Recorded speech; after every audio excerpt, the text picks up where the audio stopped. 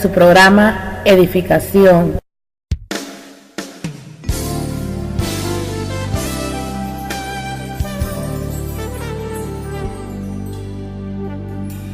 Alcémonos a luchar por el destino.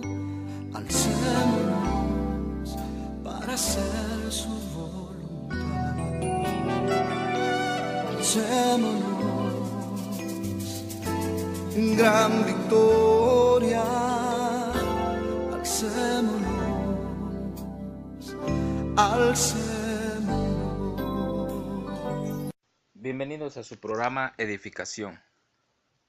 La palabra castellana iglesia, que se usa para traducir la palabra griega eclesia, significa una asamblea de personas libres que han sido reunidas.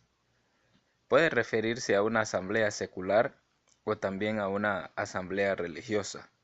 Así que al usar esta palabra, Jesucristo quería decir: hay muchas asambleas en el mundo, edificaré mi propia asamblea.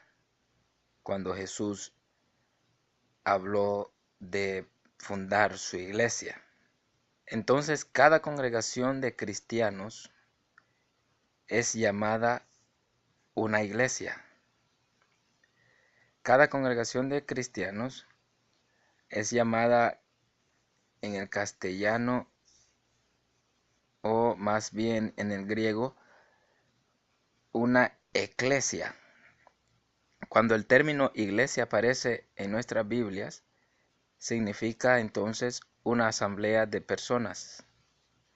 Una asamblea de personas es entonces una congregación que es visible.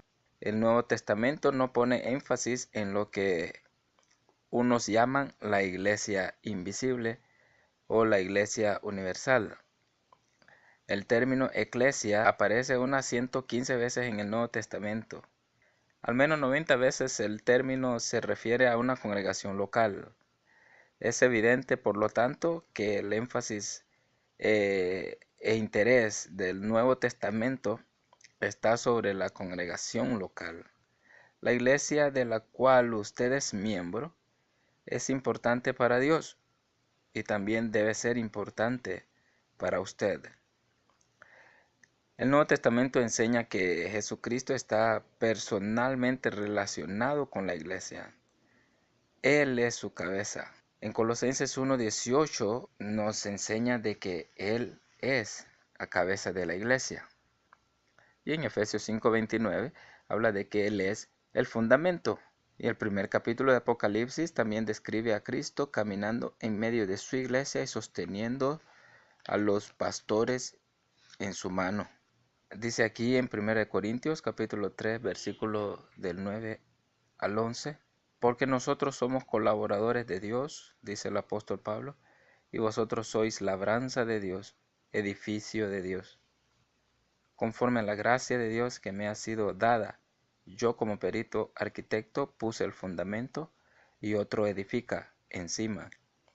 Pero cada uno mire cómo sobreedifica, porque nadie puede poner otro fundamento que el que está puesto, Jesucristo. Entonces Jesús es el fundamento de la iglesia. El apóstol Pablo dice que él puso el fundamento. La iglesia fue edificada por la gracia de Dios. Jesucristo es el fundamento. Porque a través de su obra, su enseñanza, su muerte, su resurrección y su regreso o ascensión al Padre, entonces fue hecha posible la iglesia. Entonces, la pregunta es ¿por qué Pablo dice yo puse el fundamento? Pablo había ido a Corinto en su segundo viaje misionero. Al predicar el evangelio condujo a los corintios a Jesucristo.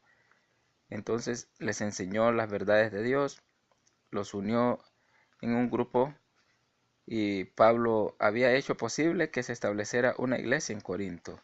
¿Por qué se instituyó la iglesia en el mundo? Porque nosotros los creyentes la necesitamos. La iglesia es una dádiva de la gracia de Dios. Él nos unió en los santos lazos de la iglesia para así mismo fomentar nuestro crecimiento, para unificar nuestro testimonio por Cristo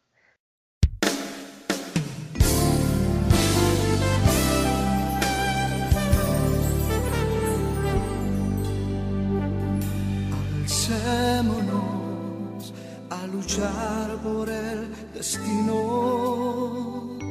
Alcémonos para hacer su voluntad. Alcémonos en gran victoria. Alcémonos, alcémonos. Su programa Edificación.